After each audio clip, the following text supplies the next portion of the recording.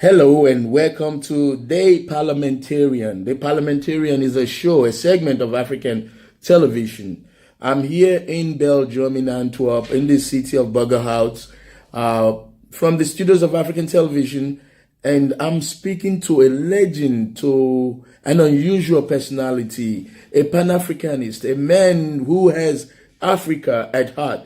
Now, this man is running for the office for election in Belgium on May 26, 2019, in the white man's land. So we are bringing you a black man trying to control or tell the white man what to do. Without so much introduction and without tooting the horn so much, let me introduce you to Omar Bah. How are you, sir? I'm fine. It's nice to meet you today, sir. Well, likewise. Could you please give us a little introduction about yourself? Who is Omar Bah? Okay, Omar Bah is first of all somebody who doesn't want to control nobody, but who wants equity for all. Yeah? Omar Bah is an activist. Omar Bah has been active in different organizations. In Europe, I was a long time the chairman of the Platform of African Communities, which was an umbrella organization representing 280 organizations. I used to be also the coordinator of European Network Against Racism Belgium, founding member of European Network of People of African Descent. I'm involved also into American organization, by example, Fellowship of Reconciliation, which Martin Luther King was a member, by the way, which is a US-based organization, an Afro-American mostly organization. And I work with Caribbeans, with fellow Europeans, and with African organization for the advancement of people of color and the struggle against racism and discrimination for an inclusive global society. Thank you. You said you're not trying to control anyone, and I respect that humility and humbleness, but they say he who plays the part dictates the tune. So when you go to parliament and you represent Belgians in the parliament, you have a level, some sort of control in that regard. So That's right. I know people might take the word control to be abusive or, Indeed. But we're not looking at it from that perspective. We're looking at making decisions and changing people's lives. That's right. So now what I notice is May 26th, you're going to the polls. Belgium is going into elections. And tell us what type of elections are really taking place on May 26th. I think that it's important for your viewers to know that these coming elections, especially the European elections, are real important elections. I think that if you look at the political context in Europe, with the rising of far-right radical populists having ultimately racist and polarizing discourse, so it's important. So I wanted to underline this. It's important. There are important elections coming up toward us here. This being said, in Belgium specifically, we have federal and regional elections. So European elections for all the member states of Europe, but in all the member states they do not necessarily have regional or federal elections. So for Belgium, in that case, they have the Flemish elections, the elections in Brussels, and the election for the region of Wallonia. As you know, Belgium is a complex country with three entities: Flanders, Brussels, and Wallonia. And we have also federal elections, which is the government, the Belgian government.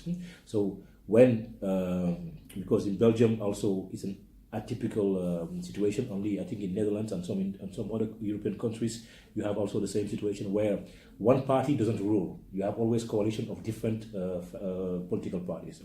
So the party that delivers the majority mostly chooses the prime minister. In some cases, there are some exceptions to that.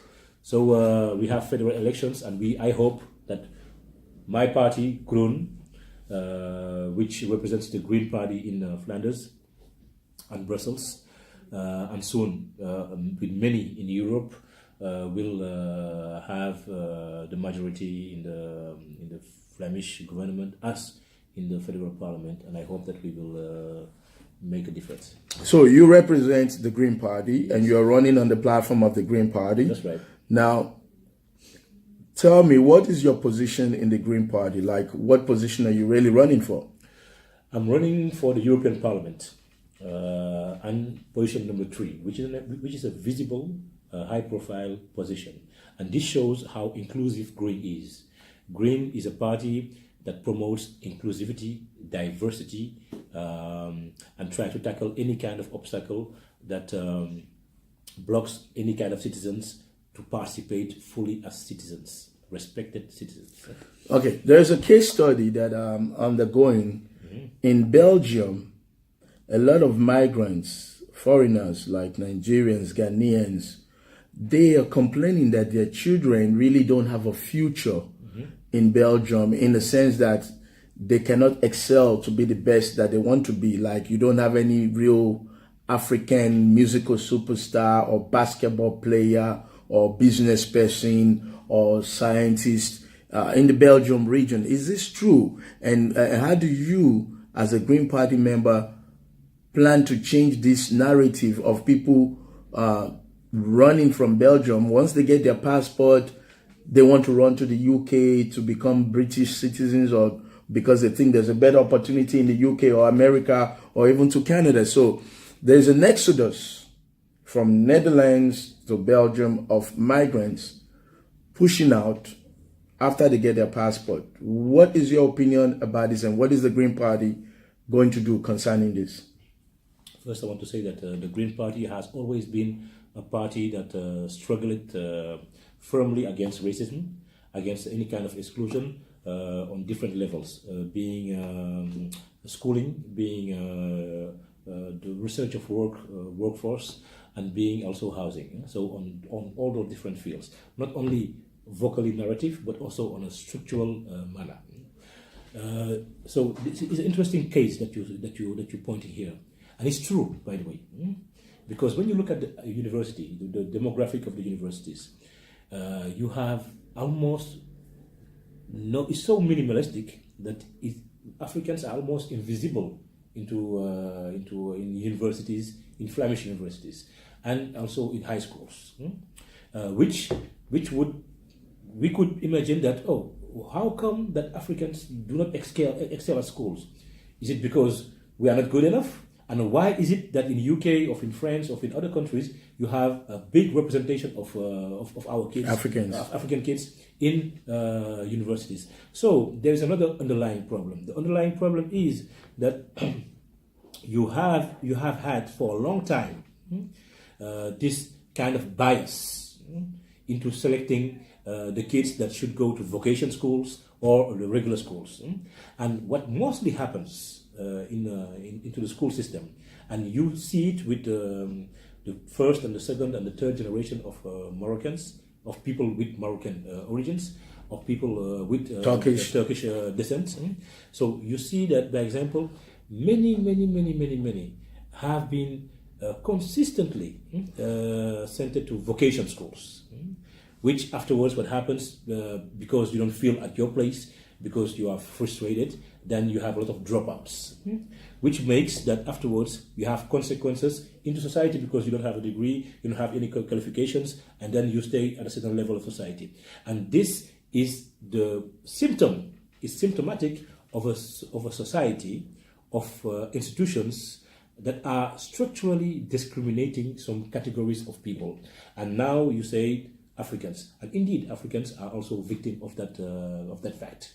And not only victim, not only the kids, but also the parents, because we saw, by example, there have been some studies. A report recently was published where they showed that among all groups of society, if you look by percentage, the African community is the most highly educated community, specifically the Congolese, the Rwandese, and the Burundis, and some others. So, and in exactly that community that is highly educated, you have the highest figures of unemployment. And I will tell you, 45% in Brussels, 43% in Flanders, and 42% in Wallonia. It's extreme. in fact, you have the highest rate of unemployment into the African community, more than any other kind of community of groups. This says a lot. So, and we're going to give it a name: discrimination and racism. You know what I mean? Structural racism, institutional racism, that has a lot of origins, and the causes we can take it back to colonization or to the perception of the black individual. Must it be women and men, and women are extra discriminated in some cases, or must their situation is again more dire than. So you understand that there is a reason why Africans are exodusing out of Belgium and the Netherlands region, and you think this has to do with the racism or displacement of the intellectuals of these people? This has to do with mostly with communities that do not understand why they don't have fully their place in that society. Okay. And I think that, but I am not a pro exodus. I am pro inclusiveness. I promote also that people have to be more involved into the affairs of society. People should organize. People should make coalitions. Should make alliances, and tackle and advocate for their full rights. When you are a citizen in a country, do not consider yourself as a second-class citizen. You have to make of yourself a first-class citizen. One, it must be that feeling. And with that feeling and that confidence, you have to address the states that also represents you, to fully take notes on the situation that you are facing, and to try to correct it structurally by taking the right measures, which didn't happen on the right way always. So let's talk about the Green Party that you represent. Now you're going on the platform of the Green Party. You're running for election on May 26th. Now you expect people to vote for you and to vote for your Green Party. Now let's talk about diversity. What is the position of the Green Party when it comes to diversity in this community in Belgium? What are you going to change when it comes to diversity? I like the Green Party because I will just say lead by example. The Green Party, with the last elections, Green was the first party to show an ultra diverse list of candidates for the elections. Because into the Green philosophy is, just like I said, people have to take part into the decisional process.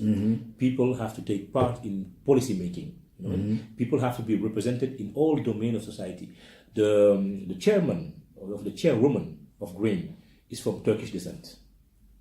We have a diverse group. Green is inclusive, and that inclusiveness of Green, we want to translate it into society. Yeah, but when you say inclusive, break it down for the ordinary person who's going to vote on May 26th.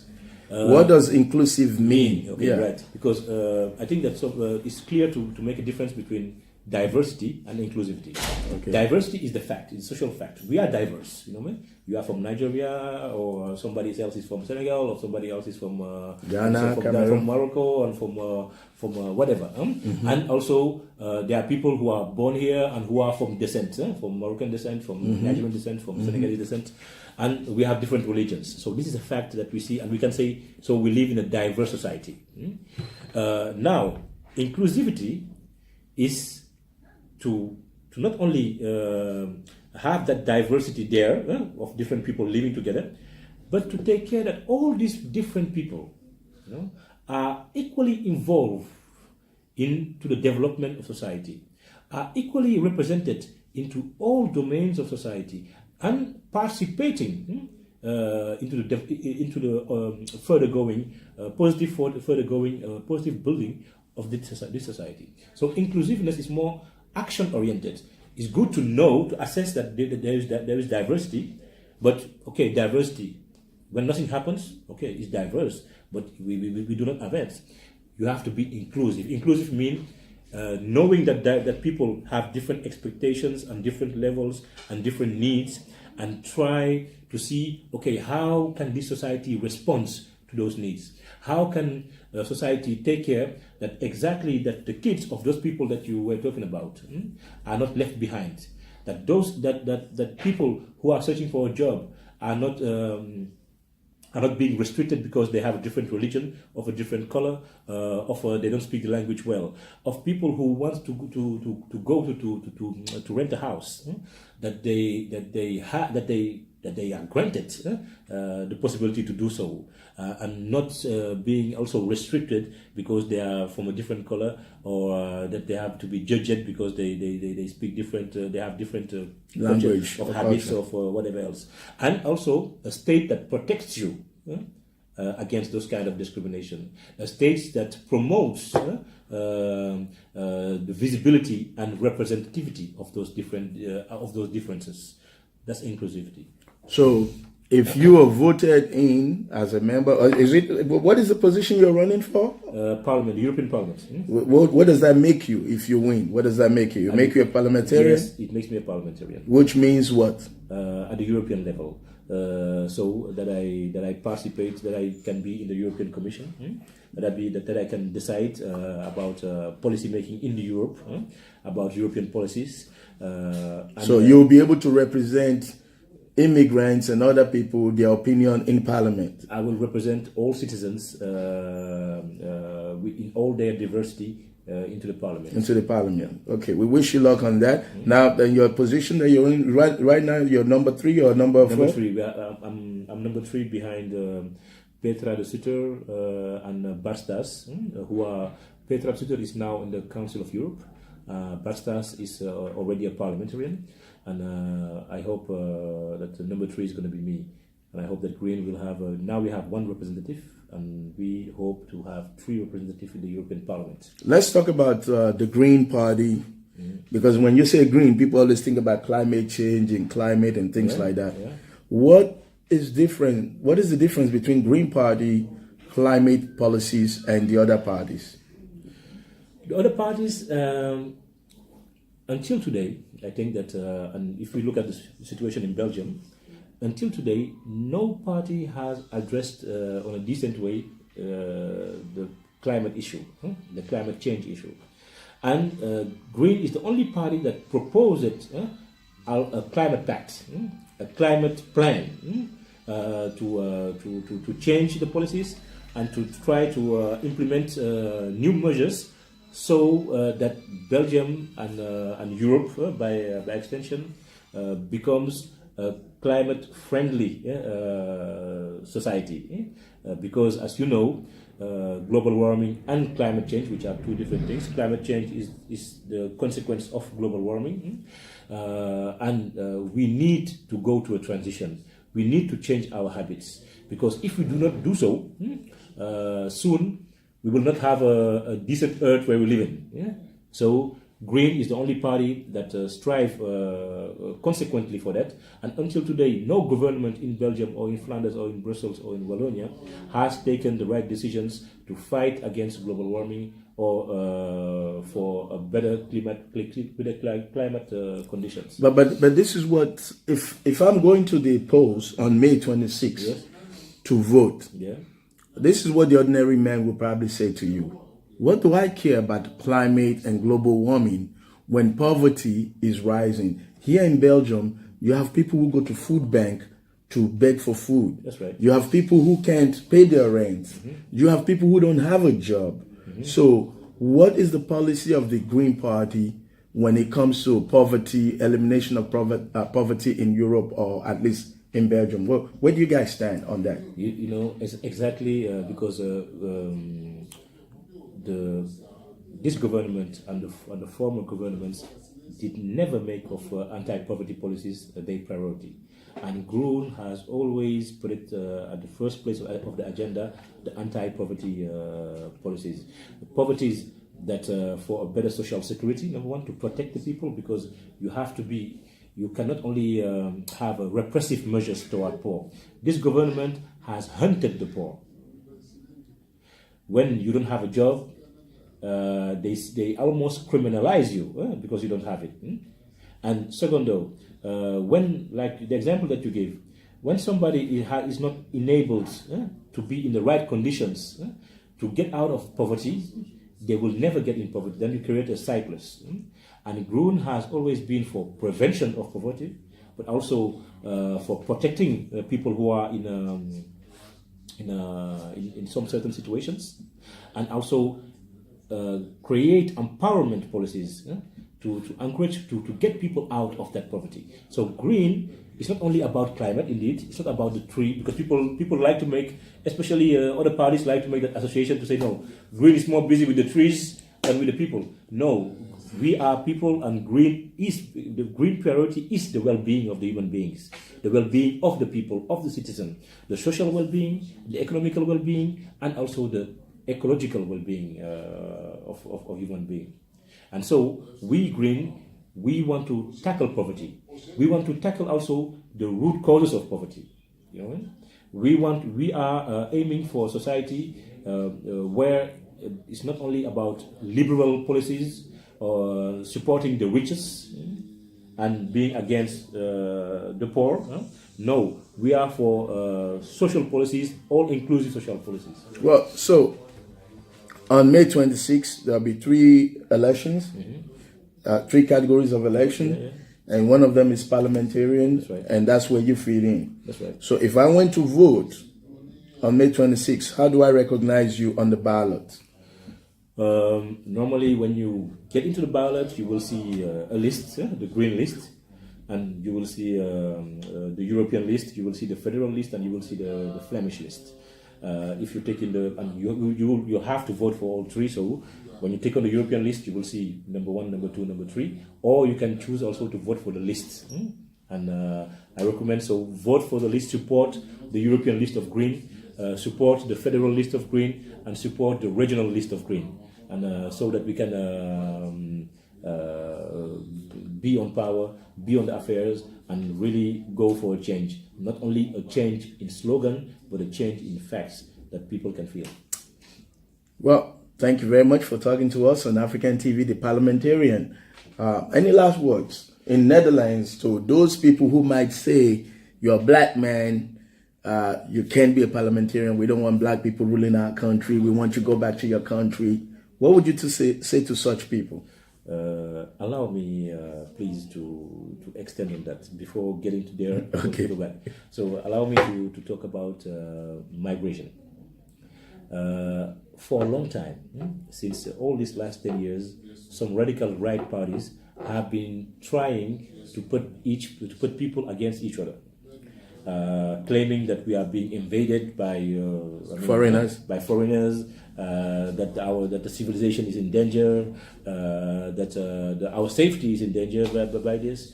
And so I think that people who think what you said, exactly, people who think that somebody, because you're black, because you are Muslim, because you are Protestant, or because you come from another place, that you are a danger to this country, are people who are being misled, people who are being lied to. And also, of course, you have people who are just plain racist, right? And I think that it is our duty, exactly. We Green think that we have to shift the narrative, we have to change the narrative. We have to tell people what the facts are. Not all of Africa is migrating to Europe, number one. And migration as such is not the problem, but the root causes of migration are economics, violence, are bad governance. So if we want to solve anything, we do not need to solve migration, but we need to solve the root causes that bring some kinds of migration. And of course, nobody wishes that some people take a boat, try to cross the Mediterranean Sea. I'm against that kind of migration. I hope that once we will live in a world where people will not have to run out of their country because they are hungry, because they are being killed, or because they are not offered the right perspectives. So Green is also a party that aims for global equality, global equity, and a redistribution of wealth. So to come back to that, to your comment, and the closing comment, then I say that first, I am a Belgian citizen. My kids are Belgian. Belgium 2019 and Belgium since a long time is a diverse society. And in all over the world, if you go to Nigeria, if you go to New Delhi, if you go to wherever in the world, there are diverse societies. Not only Belgium that is diverse, right? So we live in a world who is diverse, and diversity will only increase. And so we have to accept each other and try to see how we can reinforce each other. So Belgium is our country, and we, with all our differences, we can make of Belgium a stronger country, a better country. And of course, if somebody feel unsafe, or if somebody doesn't understand where we are going to, we need to have a conversation. We do not need to antagonize each other. We need to talk. We need to be open to each other and try to understand and to realize and to be aware that the future we will have to build together. You know what I mean? And if we want to build this future, we have to recognize each other in our differences to build also a common ground. And this common ground is our country, and me as a candidate for the European elections, and my fellow federal candidates or Flemish candidates, we are aiming for a strong society, a society where you feel safe, where you have perspectives, a society that protects you, and a Europe that does the same. So if you vote for Green, you are voting for you, and you are voting for your grandchildren, and you are voting for a sustainable Belgium, a sustainable Europe, and a sustainable world. Okay, well, thank you very much, Omar Bah, for coming to the Parliamentarian on African Television. Thank you, So Larry. that's how it is today. We wish you success, and we will follow up after the election. So win or lose, we are going to talk to you again. I'm coming back again. Okay. All right. Stay tuned. That's how it is right now. I'm your favorite host, Pastor Larry Omodia, African Television. Catch you later.